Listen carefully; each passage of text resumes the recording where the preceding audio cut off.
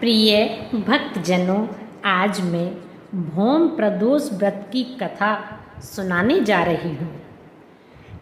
इस दिन भगवान शिव और माता पार्वती की प्रदोष काल में पूजा अर्चना करने पर सभी दुखों का अंत होता है और भगवान शिव की कृपा से मनोकामना पूर्ण होती है। भौम प्रदोष के व्रत के दिन शिवजी का पूजन करने के बाद भौम प्रदोष व्रत की कथा का पाठ अवश्य करना चाहिए। शिवजी की पूजा से मंगल ग्रह के प्रभाव कम होते हैं।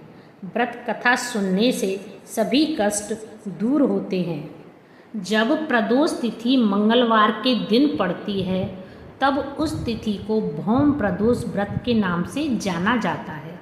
भौम प्रदोष व्रत का महत्व शास्त्रीय रूप से मंगल ग्रह यानी कि भौम और भगवान शिव की विशेष कृपा प्राप्ति से जुड़ा हुआ है।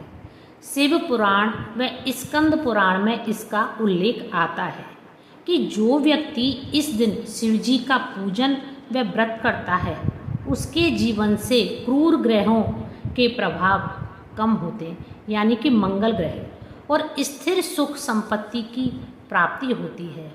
भौम प्रदोष व्रत के दिन कथा सुनने व पढ़ने मात्र से जीवन के सभी कष्ट दूर हो जाते हैं। भौम प्रदोष व्रत की कथा। एक समय की बात है, एक नगर में एक वृद्धा रहती थी। उसका एक ही पुत्र था। वृद्धा की हनुमान जी पर गहरी आस्था थी।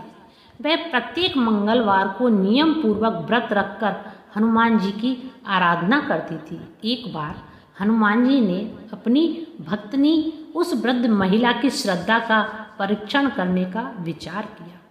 हनुमान जी साधु का वेश धारण कर वृद्धा के घर गए और पुकारने लगे, हे कोई हनुमान भक्त जो हमारी इच्छा पूर्ण करे।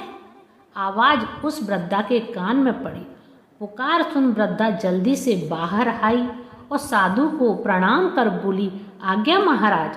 हनुमान वेशधारी साधु बोला, मैं भूखा हूँ, भोजन करूँगा, तुम थोड़ी जमीन लीप दो। वृद्धा दुविधा में पड़ गई। अंततः हाथ जोड़कर बोली, महाराज, लीपने और मिट्टी खोदने के अतिरिक्त आप कोई दूसरी आज्ञा दें, मैं अवश्य पूरी करूँगी। साधु ने 3 बार प्रतिज्ञा कराने के बाद कहा, तू अपने बेटे को बुला, मैं उसकी पीठ पर आग जलाकर भोजन बनाऊंगा। यह सुनकर वृद्धा घबरा गई, लेकिन वह प्रतिज्ञाबद्ध थी। उसने अपने पुत्र को बुलाकर साधु को सौंप दिया। वेशधारी साधु हनुमान जी ने वृद्धा के हाथों से ही उसके पुत्र को पेट के बल लिटवाया और उसकी पीठ पर आग जलवाई। आग जलाकर दुखी मन से वृद्धा अपने घर में चली गई। इधर भोजन बनाकर साधु ने वृद्धा को बुलाकर कहा, उनका भोजन बन गया है, तुम अपने पुत्र को पुकारो ताकि वह भी आकर भोग लगा ले।